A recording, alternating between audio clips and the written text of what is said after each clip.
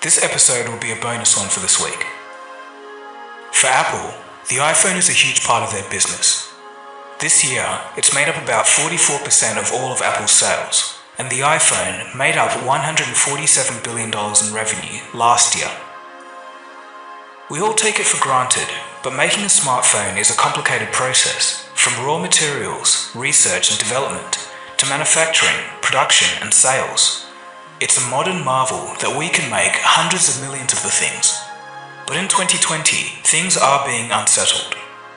Global lockdowns are shaking up economies and faith in existing supply chains. There is a need to make supply chains more robust. To tackle this year, Apple, the world's most valuable company, has started ramping up production of iPhones in India as opposed to China. It could mark a significant shift not only for Apple, but for geopolitics and the world economic hierarchy for the next decade. Let's take a look. Apple has historically had close ties to China. This started in 2001 when the original iPod was manufactured by Foxconn in China. Over time, this relationship between Apple and China only grew. According to the publication Maker, China accounted for 90% of Apple's product factories in 2019. Then 2020 happened, and COVID lockdowns, coupled with the China-US trade war, has forced the tech giant to reconsider. But where would they turn to? Well, as it turns out, the answer may lie next door. India started manufacturing mobile phones in 2014 and manufactured 150 million in 2019.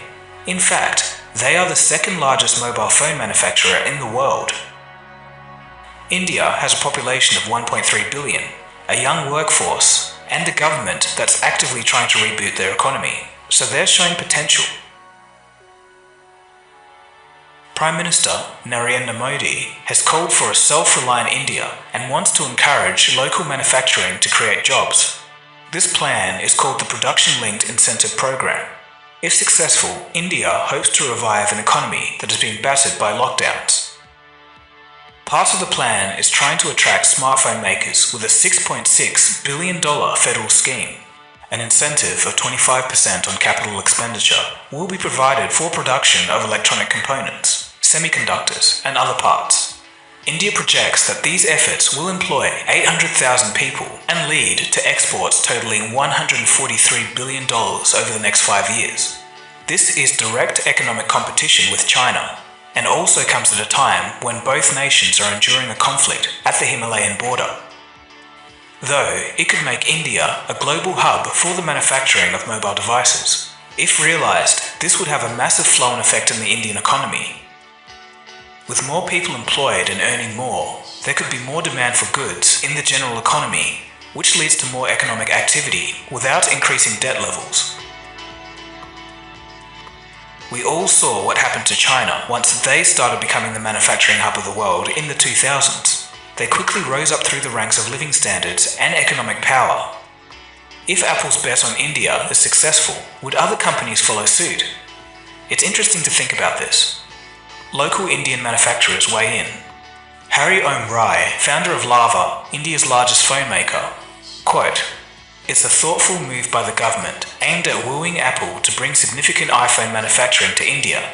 When the iPhone manufacturer shifts, an entire ecosystem follows. The next 5 years will be dramatic, and India could become the new China in phone manufacturing." And the ball has already started rolling. In late 2019, Apple's largest contract manufacturer, Foxconn, started producing the iPhone XR. This was in the southern Indian city of Chennai. iPhone chargers are also being made in the same region.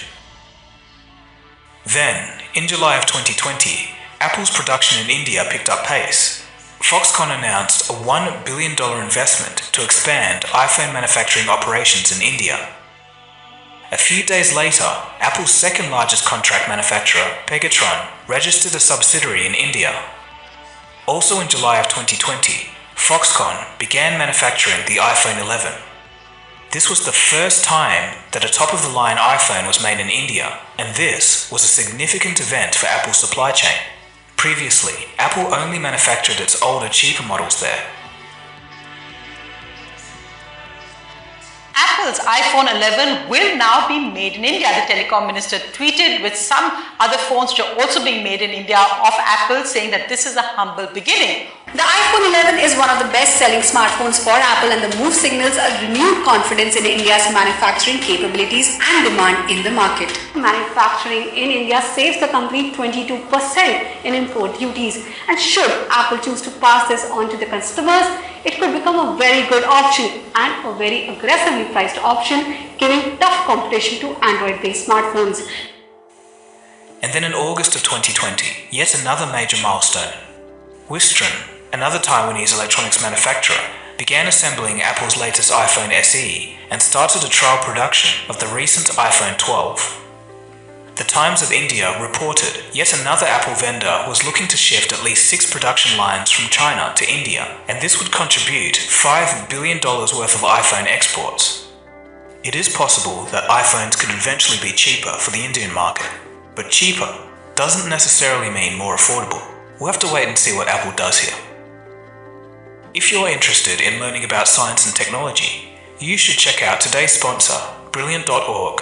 They have a bunch of great learning courses on anything from quantum computing to solar technology and artificial intelligence. Their neural network course is particularly useful if you want to understand how most common AI works. And I don't mean just have a vague idea, but really understand it. They've managed to make learning fun and interesting.